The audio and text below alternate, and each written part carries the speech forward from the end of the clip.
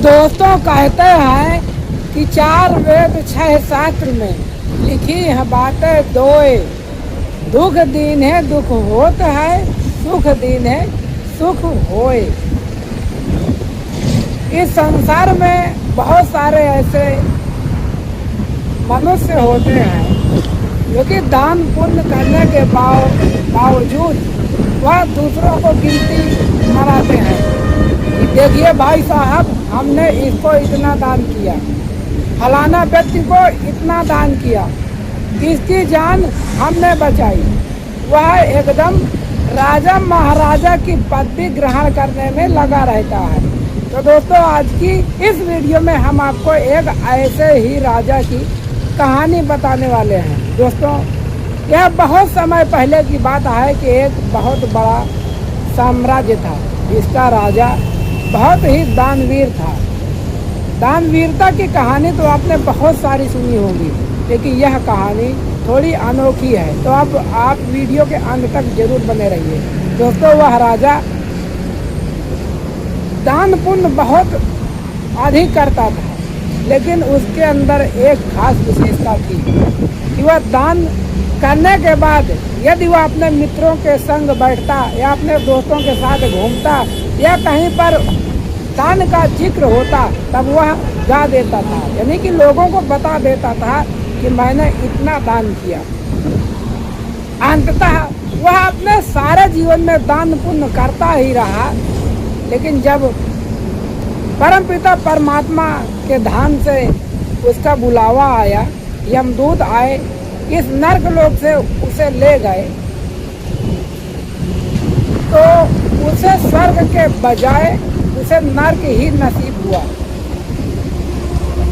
नरक किस लिए नसीब हुआ, आप थोड़ा सोचकर देखिए। जब उसकी आत्मा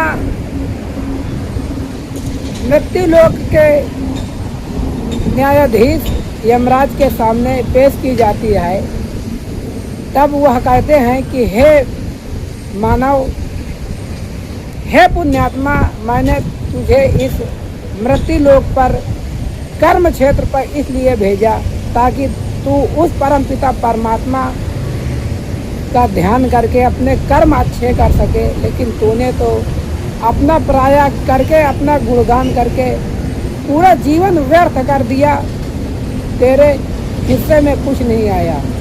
तूने ज़्यादातर अपने जीवन में पाप ही किया है, तेरा सिर्फ एक पुण्य शेष है। तब उस पुण्यात्मा ने पूछा कि हे प्रभु, आप यह बताइए कि मेरा कौन सा पुण्य शेष है। तब यमराज कहते हैं कि एक बार तूने एक कुत्ते को खाना खिलाया था जो कि तुझे याद नहीं है, और उसके बाद तू भूल गया था, और बाकी के दान पुण्य तूने जितने भी किए हैं ना, दान पुण्य करने के बाद तू लोगों को बोलता था, बताता था कि मैंने इतना दान किया, फलाना व्यक्ति को इतना धन दौलत धीरे जवाहरात दिया। तो इसीलिए तू जितना दान करता था, तू अपने ही मुखार बिंद से उस फल को नष्ट कर देता था। तो इसीलिए मित्रों, इस कहानी से हमें यही प्रेरणा मिलती है कि हम जो भी दान पुण्य करते हैं उसे छिपाकर करना चाहिए, गुप्त करना चाहिए। किसी से उस दान के बारे में व्याख्या नहीं करनी चाहिए। आप जो भी दान करेंगे, जो भी पुण्य करेंगे, उसका कोई भी बंटवारा नहीं हो सकता। आपकी पत्नी, आपके बच्चे आपके पुण्य को नहीं बांट सकते। जी हाँ दोस्तों, तो आज की यह छोटी सी कहानी आपको कैसी लगे, नीचे कमेंट बॉक्स में कमेंट करके जरूर बताइएगा। तो चलिए कहानी को अंत तक पहुंचाते हैं। वह राजा की आत्मा आश्चर्य में पड़ गई कि मुझसे जीवन में बहुत बड़ी भूल हो गई थी, हे प्रभु मुझे माफ़ कर दीजिए।